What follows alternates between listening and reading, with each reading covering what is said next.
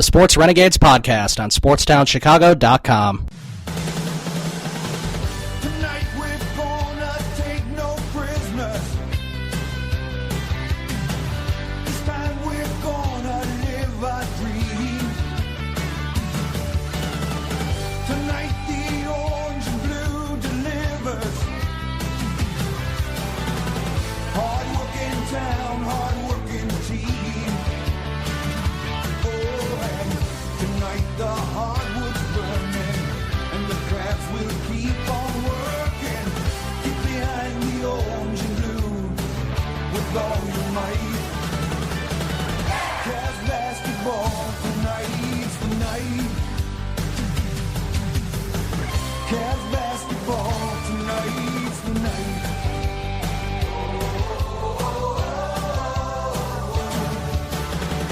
All right. Welcome into Sports Renegades here on SportsTownChicago.com. I'm Ryan Stuprich. And I'm Ryan Risky. And wow, what a day we had yesterday in the sports world. It was great. There was three big things going on. You had a golf tournament that I guess we don't really care too much about, but there was a golf tournament going on that was exciting. There was a great Cubs game last night, as well as the Cubs swept the Pirates, and the biggest story of them all, the Cavaliers beat the Warriors in Golden State in San Francisco to win the NBA championship, and Cleveland finally has their championship since 1964. Yeah, and a long time coming, and you could really feel for them how great it felt. And watching that, I could only imagine what it's going to feel like when the Cubs finally win the World Series. Exactly. I mean, that's the next step, right? I mean, that's what a lot of people are saying anyway, that's the next step. The city of Cleveland ends their drought, and now the Chicago Cubs end their drought. I'm just glad we weren't in the same situation as Cleveland, because could you imagine if the Cubs, White Sox, Bears, Bulls, and Blackhawks, none of them had won a championship in our lifetime? I mean, in just our lifetime, let alone like 52 years or however long it's been. Yeah, and the only thing we got going for us here in Chicago is that every team has had a long period where they were just really bad. Yep. I mean, just really, really bad, and we weren't winning championships. We'll get more into that probably in the second hour of the show, because the first hour of the show, pretty much, well, what else is there to talk about than the NBA Finals? It was outstanding. I was so glad that we finally had a game that was close, and I'm so glad that it came down to the wire. It was really exciting. My palms were sweaty in those last minutes. The thing that made it most exciting was nobody could score those last 3 minutes of the game. Might have been even longer than that. It felt like an eternity before someone had scored, and I even think Kyrie Irving said that it felt like forever since someone had scored, and they had a feeling that as each team kept missing shot after shot, and they were taking some really bad ones. I remember he said that he felt like, next basket might win, and if he took a three and made it, that was probably going to be it for Golden State. Yeah, and what a clutch shot by Kyrie Irving there. I think he hit it with about 50-something seconds left. Mm-hmm. Step back three right over Steph Curry. Right, it was right over Steph Curry, which I'm sure, the Warriors were so upset about that, because it happened over their star. But, the play right before that was great, too, where it looked like, I think it was Iguodala, it should have had an easy layup. James comes out of nowhere and just blocks it. And that was just a great play, too, to set up the next possession for the Cavs. And they ended up getting that three. And then after that, it was history. And also, when LeBron got fouled on that dunk attempt with 10 seconds left, if that went down, Cleveland would have exploded. That would have been the exclamation point on the championship and the comeback. I remember when he did that and he missed it, I was like, if that's his wrist that he hurt, what happens if he misses both free throws? I know, right? That's what I was afraid of. I was thinking he'd probably make the first and miss the second, but he ended up doing the opposite. He missed the first, which then puts all the pressure back on him because he has to make that second one to make it a two-possession game. And right when he missed that first one, it had made me remember the ESPN 30 for 30 on the Orlando Magic and what should have been a dynasty in the 90s. I had actually just watched it last night or a couple nights ago with my dad. It's outstanding. When we got back from the Cub game on Saturday and we watched it. Yeah, isn't it great? It's awesome. It was phenomenal. Those 30 for 30s are all great. Yep. And I just remember in Game 1, the Magic were up by 3 with about 10 seconds left, and Nick Anderson was shooting free throws, an 88% free throw shooter in the regular season. Former University of Illinois basketball player. Up by 3, they're winning by 3, 10 seconds left. They got one of the best free throw shooters in the league at the line. Misses both of them, gets the rebound, gets fouled again, gets to shoot 2 more free throws, misses them both. Houston goes down, hits a 3 to send it to overtime. Houston would end up winning in overtime, and then they would sweep Orlando in that series. And I was just like, that's pretty much the end of that Orlando era. Yeah, if LeBron misses, I was just thinking, because his wrist looked like he was in a lot of pain. Yeah, and for sure. I was just thinking, especially after he missed that first one, if he misses that second one, Golden State probably is going to hit a 3 to tie the game. Except I was also thinking, if he makes it, whatever Golden State puts up as like a prayer just to try to make a quick shot, it won't go in. Yeah. I was just thinking, if LeBron makes this, Golden State's going to miss the shot, except if he misses, someone's going to hit a 3 to send it to overtime. And Draymond Green had been on fire that whole game. I know. That was another thing that was ridiculous. He was 6 for 8 from 3-point. 5 of 5 in the first half. 5 of 5 in the first half. He ended up with 32 points, which is just unbelievable. He almost had a triple-double, just like LeBron. Draymond Green had 15 boards and 9 assists, while LeBron had 27 points, 11 assists, and 11 rebounds. Right. I agree with you. It kind of felt that once LeBron made a free throw at the line there with 10.6 seconds left or whatever it was, it really felt like that the Cavs had already won.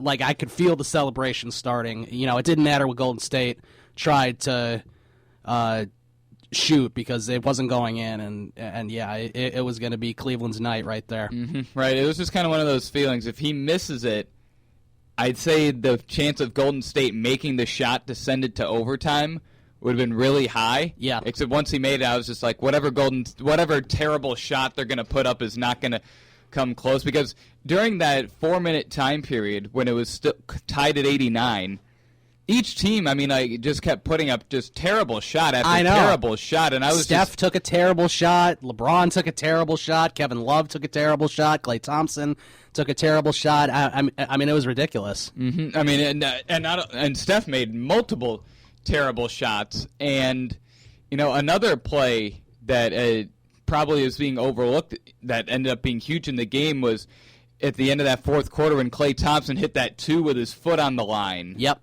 Yeah, he did. Because if that goes in, when LeBron makes that free throw, it's a 3-point game. Yep, and then you sort of expect Golden State to tie it up somehow. Right, because then when they're down by 3 instead of 4, they're not putting up a quick shot. They're going to run a play. Right. And the rest is history. It was a classic game. It was just one for the ages. Cleveland becomes the first team in NBA history to come back from down 3-1 in a series. I think there's only been 3. I think maybe 3 NBA Finals Game 7s. I think there's only been 3 of them in NBA history. Maybe more than 3, but it's around 3. And the home team had won all of them. I think the Cavs were the first away team to win an NBA Finals Game 7. I think there's been more because I think LeBron and the Heat and the Spurs, I'm pretty sure they went 7 games 2 years in a row. I don't remember if Not 2 years in a row, but they went 7 games when they won. When the Heat won, because Ray Allen hit that 3 in Game 6. Yep. And then the Spurs won the next year. That wasn't in 7 games. I know the Celtics and the Lakers a few years back went 7 games. Yeah. Okay. Well, I think you're right. There's probably more, but I think they're one of the first away teams to win it. But anyway, I think it was only the 3rd time that an away team that a team was down 3-1 that forced Game 7. Yeah. There's tons of storylines that went into this game, which is ridiculous. Everyone was saying, if LeBron wins this, his legacy is completely different than if he loses his Game 7. Oh yeah, if he were to lose that, his record, I believe, in the finals would be 2-6. Instead, he's 3-5. Instead, he's 3-5, and that would be feel a lot better. 0-3 with Cleveland. And right. And most importantly, he won it for Cleveland, and they end their drought. This game was just off the charts. It was awesome. It was tough, trying to flip back and forth between the Cubs game and the NBA Finals game. But I mean, LeBron James back-to-back 40-point games in Game 5 and 6, and then in this game he has 27, but he has a triple-double.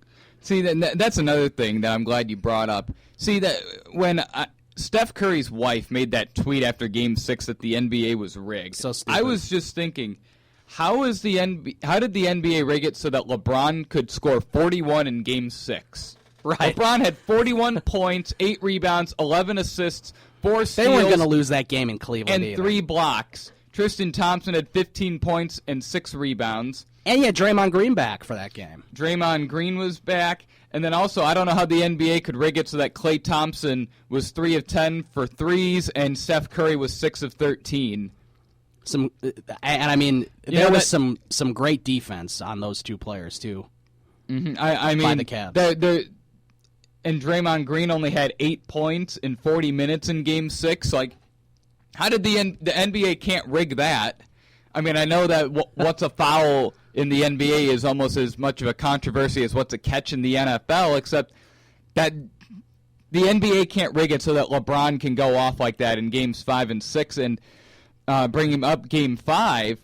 Really, the turning point probably was Draymond Green's getting suspended, because I think if he plays in Game 5, Golden State wins. Yeah, I agree with you to an extent there, although also remember in that game, Kyrie Irving also had 40 points, and he was on fire in that Game 5. Him and LeBron combined for 82 points in that game. Yeah. They each had 41 points apiece. LeBron had 16 rebounds, 7 assists, and 3 blocks.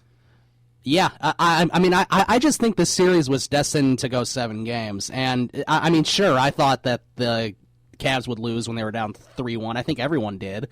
I thought I thought that they were going to be done, except when Draymond Green got suspended, I was just kind of like, that game's in Golden State. Right. Cleveland's going to have a chance to win that because Green had been their Golden State's MVP the entire playoff run. Yeah, and I think you're right. That certainly was a turning point, especially for the Cavs, like inside the locker room. Like they, probably used that as fuel, and their Golden State's missing their best player throughout the whole playoff run because Curry and Thompson just looked gassed. Their arms looked like jelly. Yeah. Well, and they just played a 7-game series against Oklahoma City, so I mean they were completely drained. Curry had many ailments. I mean their arms looked like jelly. They had taken way too many shots all season, and then when they won Game 5, yeah, I mean it was pretty. I thought it was pretty kind of getting kind of certain that that Cleveland would win Game 6 in Cleveland to send it to Game 7, and then it's just kind of like, even though it's in Golden State, they have no momentum. They have none. Right, all the momentum shifted just like that. I mean, isn't that crazy that the away team that comes in has more momentum than the home team? But it's because they lost 2 straight games, and when you're facing LeBron James, who is the best player in the NBA, he is second best player all time. I mean, it's not going to go in your favor, and I mean, it ended up being a classic. Right, and then you think about last year, what would have happened if Cleveland wasn't missing Kyrie and Love in the finals? Yeah, well, that probably would have went 7-2. I think the Warriors won that in 6 in Cleveland. So yeah, I agree. If they were full strength last year, I think it would have gone 7. I'm not sure if the Cavs would have won. I think Golden State was pretty much destined to win that year as well. Yeah, but they were destined to win this year, and we're going to take a break, but in our next segment, we're going to be talking about 73-9 compared to 72-10 and all that stuff, and talk about the Golden State. Is this a failure of a season? Or is it a success because they went 73-9 and they ended up losing to LeBron James in the finals? We'll talk about that in our next segment and more NBA Finals talk and everything else. We're going to take a break, and this is Sports Renegades on SportsTownChicago.com. The Sports Renegades podcast on SportsTownChicago.com.